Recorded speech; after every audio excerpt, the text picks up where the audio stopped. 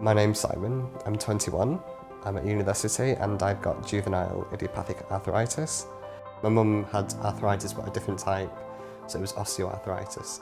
I was 3 at the time and she started noticing that one toe and one finger was starting to look a little bit misformed, so she took me to her rheumatologist, who was an adult doctor. He wasn't really sure and I went to the children's hospital and they did the tests and the x-rays and all the photographing of the joints. And by that time, some of the other joints had started to look a little different as well. And they said he's got GIA. It was a horrible couple of years. As a young person at 7 or 8, feeling like nobody was listening to me, saying I'm being sick all the time, this shouldn't be happening.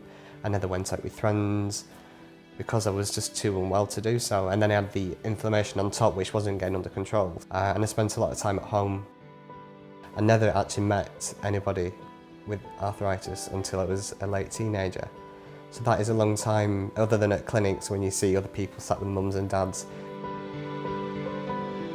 I think having a long-term condition, not just arthritis, but any long-term condition, makes you grow up a lot quicker than you should have to.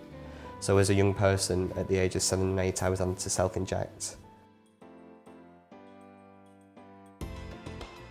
I'd always been interested in medicine and the biology, and I always wanted to know about my condition, all the blood tests, everything. I think that sort of instilled me to do biomedical sciences at uni. I was asked by my consultant, who was a paediatric at the time. He said the clinical studies group that Arthritis Research UK run have got a vacancy for a consumer representative, and they've got 3 parents at the time, but they've never had a young person. Would I consider applying? One of the key projects that I'm working on at the moment is to develop an app for children and young people. And we're using GIA as our starting condition, and we want to roll it out to other conditions in the rheumatology spectrum.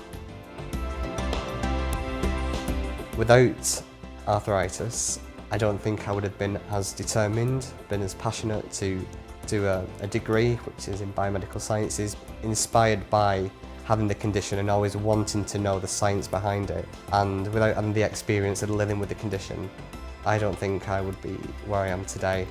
It has inspired me to take a career in research and to really make a difference to help other young people. Having arthritis really isn't the end.